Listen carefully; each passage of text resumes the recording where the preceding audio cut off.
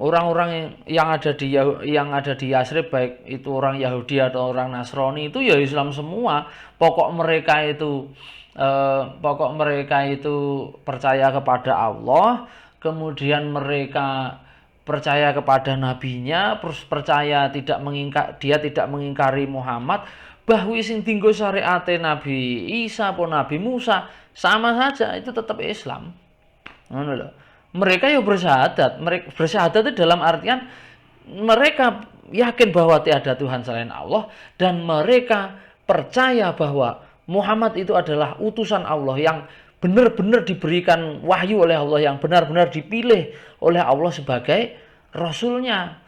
Neng lek wis ngono kan sowat gitu loh. Apa terus aku percaya karo Muhammad terus aku kudu pindah nang ajarane Nabi Muhammad. Ndak. Musaddiqal lima baina yadayhi minat Taurat wal Injil. Jadi membenarkan apa-apa yang ada dalam kitab Taurat dan Injil. Jadi tidak masalah. Apa iya Pak ngono? Iya. Kalau kamu tidak percaya, baca itu di Shahifah Yasrib itu. Wal bani aus ala ribaatihim, bani Khazraj ala ribaatihim. Semua umat-umat, semua suku-suku yang ada di Yasrib, yang ada di Madinah itu, mereka dari etnis apapun, agama apapun, itu tetap dalam ribaah atau ritual mereka sendiri-sendiri. Yang ingin ikut ritualnya Nabi Muhammad, jadi menyembah Allah dengan ritualnya Nabi Muhammad, monggo. Yang menyembah Allah dengan ritualnya Nabi Isa atau Nabi Musa, monggo. Nabi Muhammad tidak pernah melarang itu. Raja Negus itu juga begitu. Raja Negus, Raja Najasyi itu juga begitu. Dia menyembah Allah, mengakui Muhammad sebagai seorang nabi, tetapi tetap menggunakan syariat atau ribaahnya sendiri. Nah, Ubaidullah bin Jahsy ini juga begitu. Ubaidullah bin Jahsy ini dia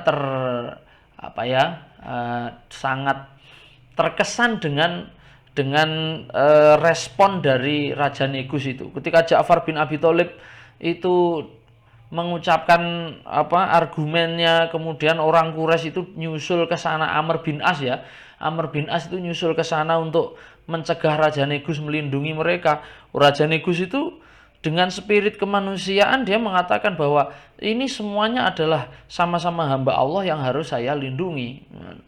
Jadi Raja Negus itu kemudian melindungi mereka atas dasar kemanusiaan dan sama-sama sebagai hamba Allah. Meskipun nabinya berbeda, ribaahnya berbeda. Mereka mengikuti nabi mereka, saya mengikuti nabi saya. Nabinya Raja Negus siapa? Nabi Isa. Nabinya orang-orang Mekah ini siapa? Muhammad. Wes padha nek ono satu kita ini bersaudara, ya wes. Maka dilindungilah orang-orang Yasrib, orang-orang Mekah itu. Lah Ubaidullah bin Jahsy yang terkesan itu akhirnya kemudian karena dia juga tidak merasa bahwa itu Raja Negus itu orang lain, dia tidak merasa ya itu adalah sama-sama saudara seiman juga, iman pada Allah dan iman pada nabinya. Maka kemudian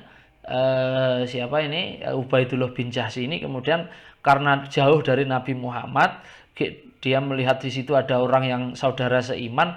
Nah, kemudian Ubaidullah bin Jahsy ini mengikuti ribaah atau ritusnya Raja Negus dari Nasrani ini. Nah, kok Ubaidullah bin Jahsy ini jadi orang Nasrani. Dia mengimani Allah dan juga dia mengikuti ribaah atau ritusnya orang Nasrani. Nasraninya zaman dulu loh, mungkin tidak sama dengan Nasraninya sekarang gitu. Nah, terus dia menjadi rohib, menjadi seorang pendeta. Lah akhirnya kan pendeta Nasrani kan tidak menikah, melajang. Akhirnya terus istrinya itu dicerai. Nah, istrinya yang dicerai itu kemudian beritanya ini sampai ke Rasulullah yang waktu itu sudah ke Madinah. Di sana Rasulullah mendengar bahwa Ummu Habibah binti Abu Sufyan diceraikan oleh Ubaidullah bin Jahsy. Wah, Nabi Muhammad bilang begini, "Oh sudah, kalau gitu saya akan nikahi dia. Saya akan menikahi dia.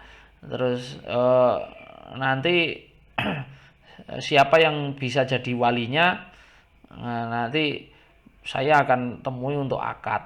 Nah, terus dari situ itu kemudian Rasulullah berpesan, kalau nanti kamu ketemu Ubaidullah bin Jahsy, sampaikan salam saya kepada dia. Assalamualaikum warahmatullahi wabarakatuh. Jadi menyampaikan salam kepada orang yang beda ribah itu ya biasa-biasa saja. Sama orang Nasrani mengucapkan assalamualaikum itu biasa aja. Nabi Muhammad melakukan itu.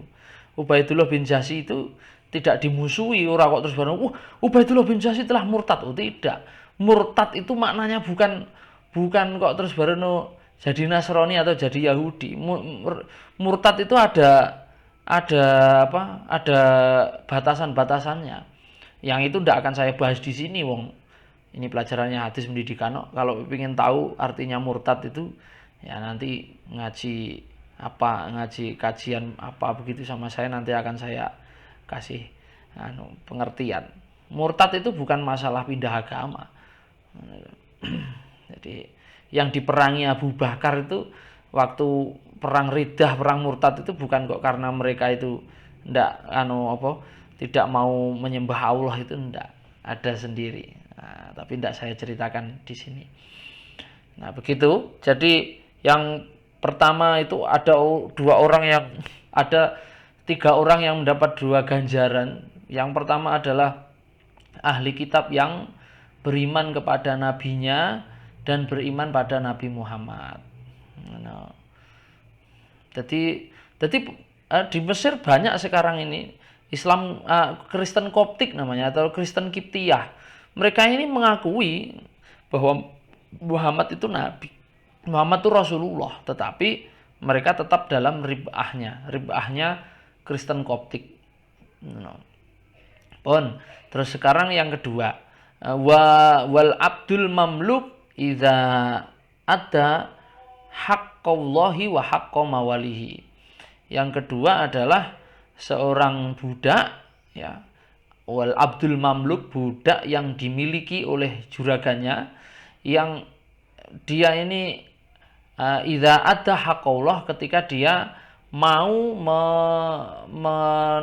melaksanakan hak-haknya Allah, menunaikan hak-haknya Allah. Artinya apa? Ya dia mau menyembah Allah, mau beribadah kepada Allah, menjalankan perintahnya, menjauhi larangannya itu, dan dia menjalankan haqqa mawalihi, menjalankan perintah dari majikannya. Budak zaman dhisik, tapi saiki kan wis ora enek budak. Nah, kalau zaman dulu dalam Arab itu ada tradisi perbudakan, walaupun perbudakan itu kan sangat tidak manusiawi ya, tetapi pada saat itu memang mungkin perbudakan itu mungkin satu alternatif juga untuk menjamin perlindungan orang. Karena zaman dulu itu orang itu tidak seperti sekarang sudah dijamin hak-hak hidupnya. Kalau dulu itu kan wis kaya hukum rimba ngono kae. Ya, yang kuat yang menang, yang lemah ya akan ditindas. Maka salah satu caranya adalah dengan memperbudak orang itu. Tapi ini dalam Islam itu ada mekanisme agar ketika orang itu punya budak, itu budaknya diperlakukan dengan baik. Nah, ini masuk yang ketiga, dan di sini oleh Nabi Muhammad diatur ini di poin yang ketiga. Di poin ketiga, siapa orang yang dapat 2 ganjaran itu? Yaitu rajulun kanat indahu amatun, yaitu seorang laki-laki yang dia memiliki budak perempuan. Fa'addabaha, maka lalu dia mengajarinya etika tata krama. Fa'ahsana ta'dibaha, lalu kemudian memperbaiki tata krama sopan santunnya. Wa alamaha, dan mengajarinya, diajari ilmu-ilmu yang baik. Fa'ahsana ta'limaha, dan dia memperbaiki cara mengajarnya, diajari dengan baik, diajari sopan santun tata krama dengan baik. Summa ataqoha, lalu kemudian dimerdekakan. Fatazawajaha, lalu kemudian dinikahi. Nah, falahu, maka bagi seorang laki-laki begini ini ajroni 2 ganjaran. Nah, jadi